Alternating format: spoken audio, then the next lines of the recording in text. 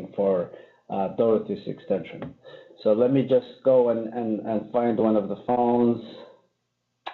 Let me use their config here, and let's say, so Dorothy's extension 1000. Let's say I'm 1000. I know I'm 1005. I'm just going to pick any phone and log into this web interface here.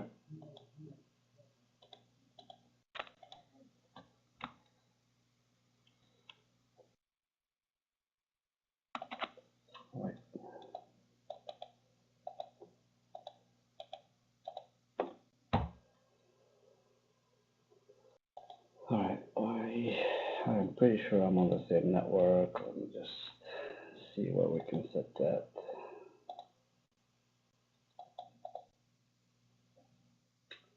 All right, let's actually use your phone for business watching. Paste, and we should be in.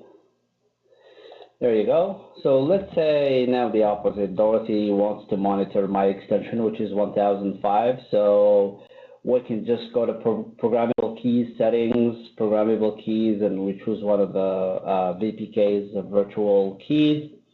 And I already did 1005, which is myself. Let's say she wants to monitor Kate's extension, which is, I believe, 1002.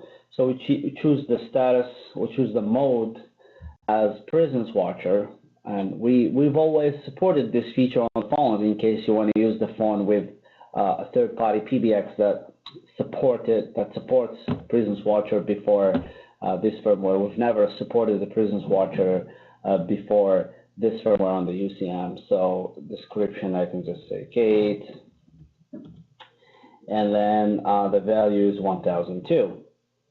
Okay, and then save. So Fareed, can you actually, I have a great question for exactly this topic. The question is, how does the SIP presence that you're demoing right now differ from standard BLF keys? All right, good question. So BLF, busy lamp field, tells you whether the phone, so everything that's happening for BLF is happening within the available status of the presence. So I can only have a button for you for BLF when you are available, making, receiving calls. The BLF tells me whether you're on the phone, whether your phone is ringing, whether you're making an outbound call. So you being available. And Presence Watcher tells you whether you're away, whether you're chatting, whether you're using your custom, just that display message that says you're swimming. So that's BLF happens within the only available state, which is of the presence, which is available, if that makes sense. BLF tells me if you're making a call, exactly what you're doing with your phone, making a call while being, of course, available in the system, receiving a call. I can press that button and call you. But presence tells me anything that you're setting up on your phone. You're setting yourself as away, you're setting yourself as, it's like Skype. If you're using Skype, I'm sure everybody uses Skype, and you have friends setting themselves as I'm not available, I'm away, I'm swimming, I'm whatever. So that's presence. BLF tells you the different phone, I would not say status because that's presence, but what the phone is exactly doing within the available presence state, which is making a call, receiving a call, phone is ringing. When the phone is ringing, I can press that BLF to pick up a call from you, for you, stuff like that. So that's the difference. It's a huge difference. Yeah, thank you. Everything for BLF is happening within one present state, which is available. Okay. Back to the UCM. So right now, Dorothy, which is this extension, is watching me, 1005, and Kate. So if I go to that extension 1000 phone, I should see Fareed that displays swimming, and Kate, it says available. So Dorothy will not bother and call Fareed because she knows he's swimming, but she can call Kate.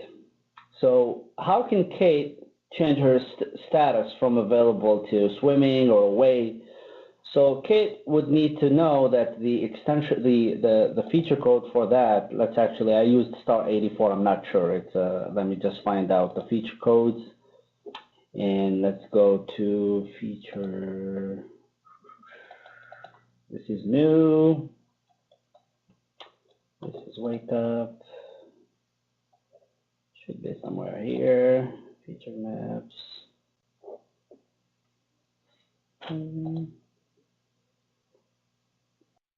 Okay, so this page of pause should be somewhere. Here you go. Actually, it's at 48. It's 84. It's 48. So prison status. So Kate would dial star 48. She can put a button with speed dial to it, so she doesn't have to remember this. And then she would call, and the system will say, "Welcome to the which prison's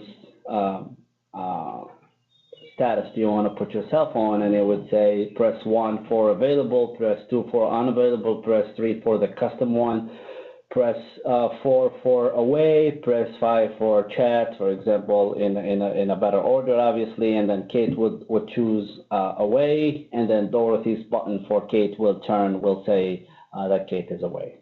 That's what presence does. All right. So obviously we need to have actually.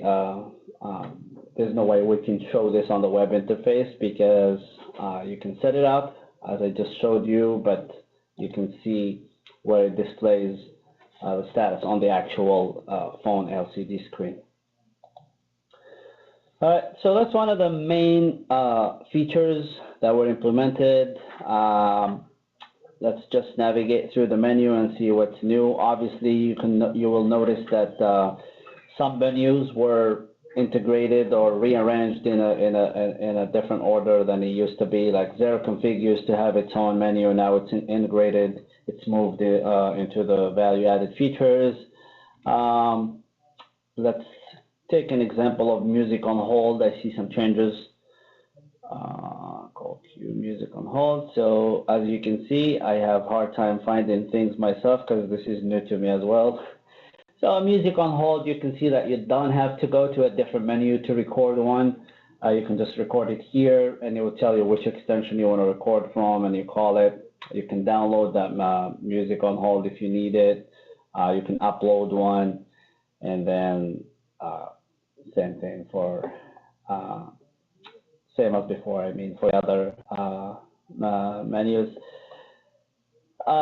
Another feature that everybody was asking for a while was the dial by name. This is not something that we can show, but I can tell you that this feature had been coveted by a lot of installers. They didn't like the fact that for the dial by name, when you call a dial by name, it spells the first or last name of the person you're trying to reach. If I am calling Dorothy, then I put D-O-R, and then the system would say, oh, are you looking, instead of pulling Dorothy's name from the voicemail name, the system will spell D-O-R-O-T-H-Y for me, which a lot of installers complained about. So now, good news, it's fixed for you on this firmware. Let's move on to the call queue, and I see you've spent a lot of time on your presentation on that, so let's see what we have, the switchboard, and all those features, fancy features that we have on the call queue. So I created this call queue called sales, and obviously it has its own static agents, same as before.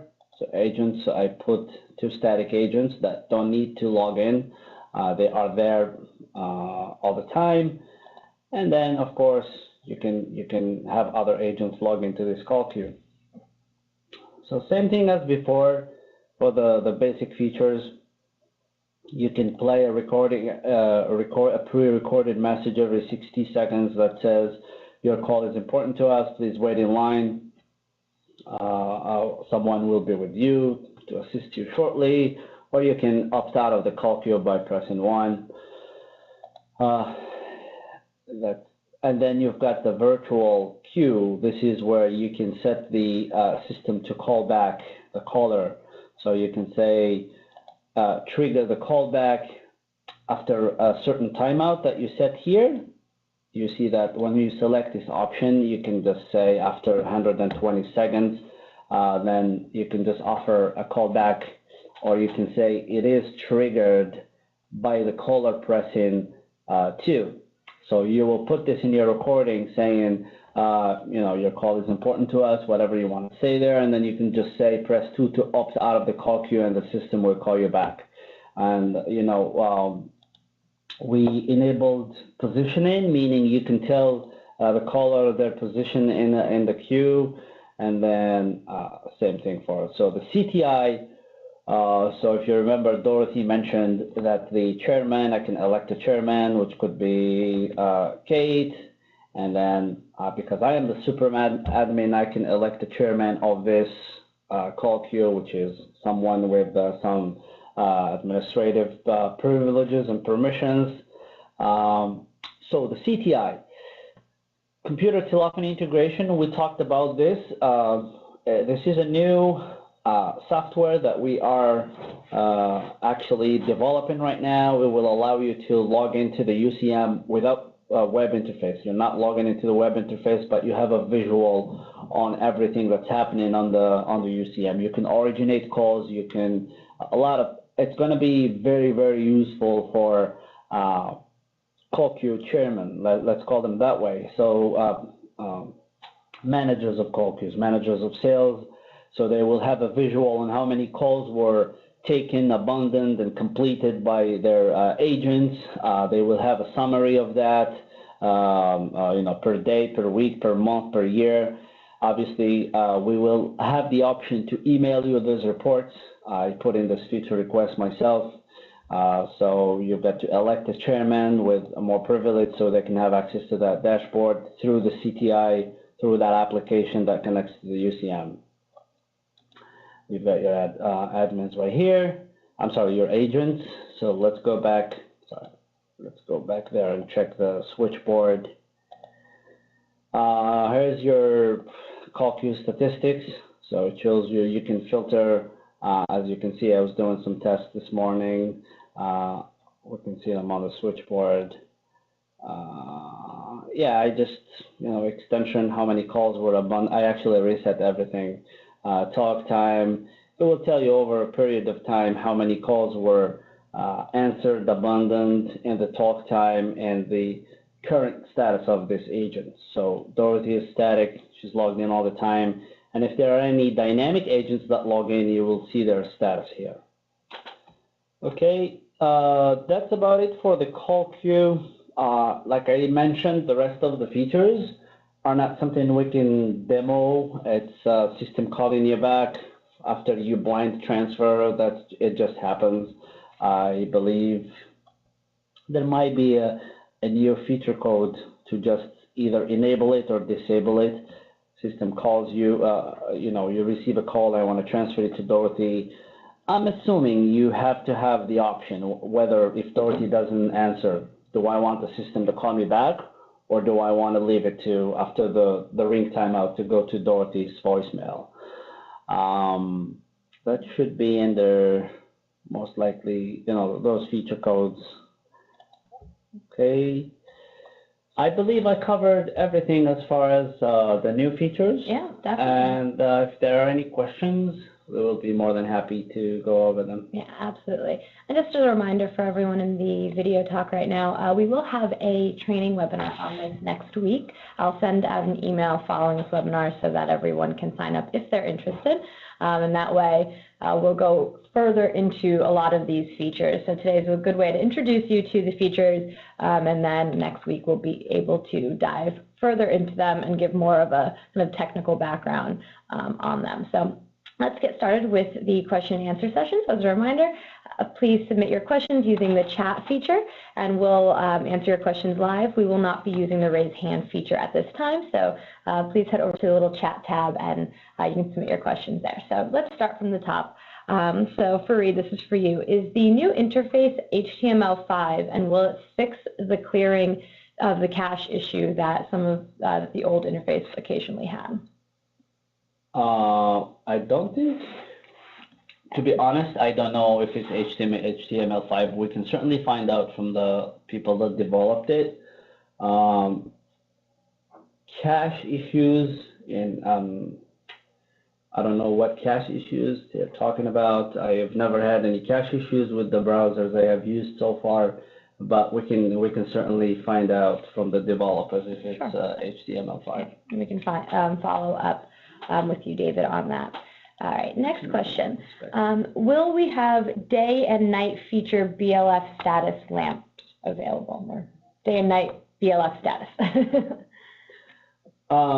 Obviously, we do have the day and night feature, but the BLF, obviously, if you think about it, it will be a phone capability to say this feature code is for day, so put it green, and night just keep it dark. So the feature is there. This is not related to the UCM. It's more of it's a phone question about phones, and our phones do not do that because the hardware didn't change. So I would say unless we include it in the new phones, such as whatever phones we will be developing, and add that capability. So it's really the answer is no, and it's not really related to the UCM. Sure.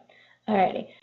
Is there going to be any improvement in? Sorry, for just the previous question, I don't know who was asking about HTML5. I don't know if there is anything you can tell from here. If you're a web developer, so does this tell you that it's only HTML? Would it say HTML5? I'm not really sure. This is my way of looking at the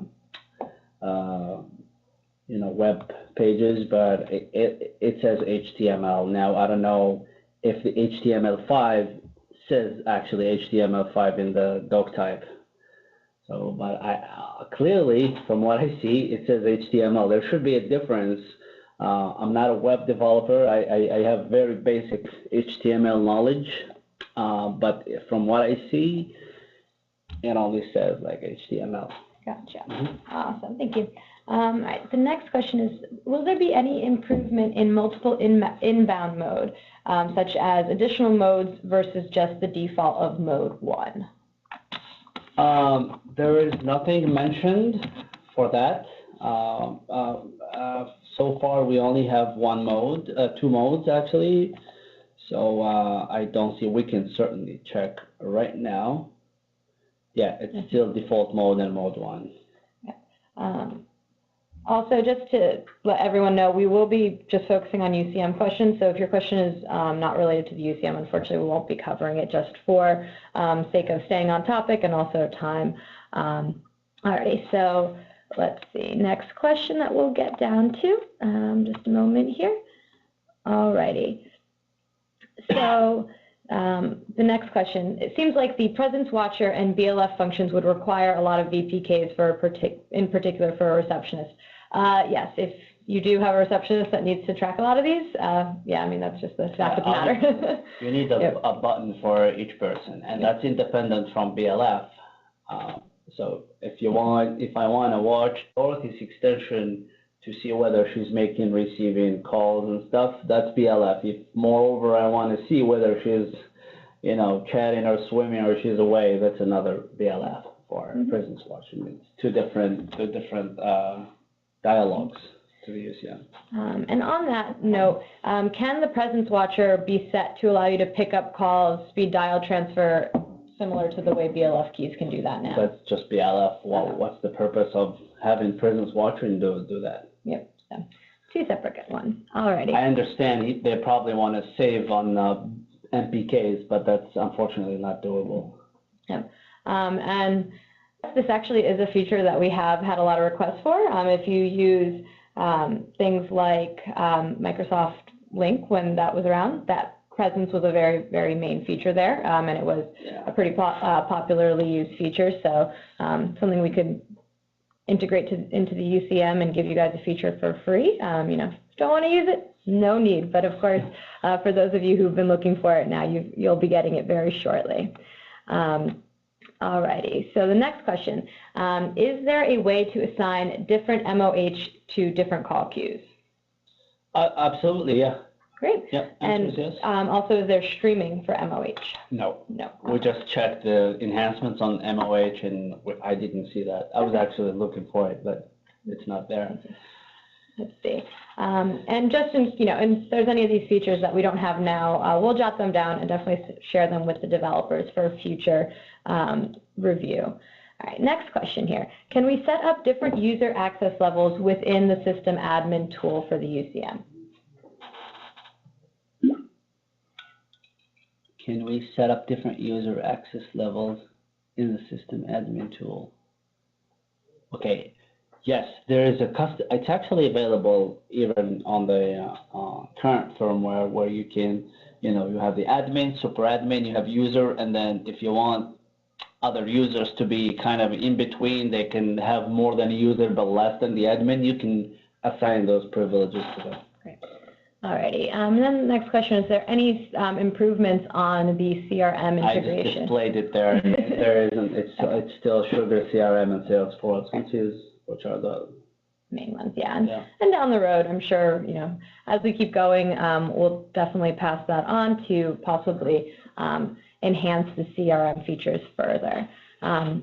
And now, what about CTI? So you did mention that the new CTI integration that will be coming out for the UCM. You probably know more than I do, like in terms of ETA. Yeah, I think the new one, the CTI integration, will not be ready for this next firmware upgrade that's coming in 2 weeks, but it will be coming again in the future for another firmware upgrade. We just have to work out some of the details on that feature. Well, the app is not ready. The UCM is ready to accept it. It's right here. Yeah. So the port is open and ready. So there is nothing to be done on the UCM. Now, when is the app going to be available? That's the question. Yeah, so we'll let you guys know about that, but as of right now, it is not coming in the next 2 weeks.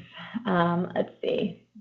The next question, is there a single graphic status screen that shows all trunk extension calls and availability status? Yeah.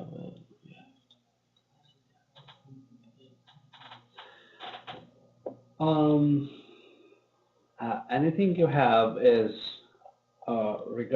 anything you have is here on the dashboard. So it gives you want a single graphic status screen that shows all trunk extensions called availability status, and availability status. This is what we have. The trunks and the extensions. This is a single, I would call it a single interface status. But if you're talking about the call queue, maybe that's what you meant. Then you will have it on the CTI, which is like it gives you the status of the dashboard and the status of the dashboard of the call queue, and then the dashboard of the UCM as well. So anything we have is what I just showed you. Great. All right, next question. Will there be a feature where you have a shared mailbox where multiple extensions can have the same MWI? Currently sharing that all messages are copied, making quite huge confusion about handling status. I understand Dave's question. So you can share a voicemail box, but when someone leaves a voicemail, it gets duplicated and then sent to all individual voicemail boxes. Then if someone deletes the voicemail, the others still think, let's say this is a sales callback phone, then the other people will be calling the same customer back. So there is a good workaround for that. That's why I would say it was not given a priority to fix. Is just when you create a secondary extension, and now with the UCM, you can register the same extension multiple times, meaning as many salespeople as you have in that ring group, or share the voicemail. So let's say me and Dorothy and Phil and Kate are all in the same team. So we have different extensions, obviously, registered on account one of our phones. Then let's pick all of us. We will register 1006 on the secondary account of each phone. So all four of us will register this extension 1006, and we will all have access to its voicemail. And if I delete that voicemail, it will be deleted from Dorothy's phone, from Kate's phone, and from Phil's phone. The only thing you need to do for 1006, you need to put the concurrent registrations 4. So 4 of us can register it and will not lose the registration on the other phone. So that's the workaround for that. Thanks. And if you need further information on that, feel free to open up a support ticket with us. If you're a reseller, make sure you do it through your reseller account, and we can assist you further with that one. Next question was just, can I send the presentation? Yes, in the follow-up email, we'll also send a link to this presentation that we showed today. Next question, did you add DNS names in the firewall for this release? We can certainly check that. I don't see it. Maintenance, firewall.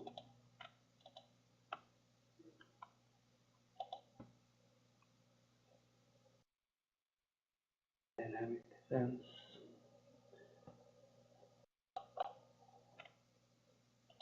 Static defense. All right. Action. Reject. Type in. Let's just LAN service. Anything. No. Custom. Let's say Grand Stream. No, it's still IP only. Okay, great. Thank you. The next one, let's see, is there anything about Google Contact integration? I don't believe so in this firmware version. No. All righty. The next one is, will GrandStream post an open bug list so we can track what's been reported and what has an accepted fix? That's actually a good idea. We can certainly do that. Great. Yeah, I mean, we can have an updated file. But anyways, when you open a ticket with to report either a bug or a feature request, usually the support engineer will check on that and let you know that it's already reported. But I understand that you want to save your time, that instead of opening a ticket, and you can just check that bug. So that's actually a good idea. Great, thanks. The next question is, do we plan to add Odoo as another CRM option? At this time, we don't, but we can definitely pass that feedback on. Which one? Odoo? Odoo? Yeah. Oh. I don't believe we have it on the list at this point. No, we don't. Yeah. And when you were mentioning the CTI app, Fareed, will this be available for both PCs and Macs? I'm 100% sure that, of course, PC, but Mac, we do have its equivalent for the phones, and it's only for Windows. So if you go to grandstream.com and then look for GS Affinity, that's the CTI, but for the phone, not for the UCM. Support, and then go to Tools. So the answer, I can tell you, if this is done for the Mac, then most likely the CTI for the UCM is going to work for the Mac.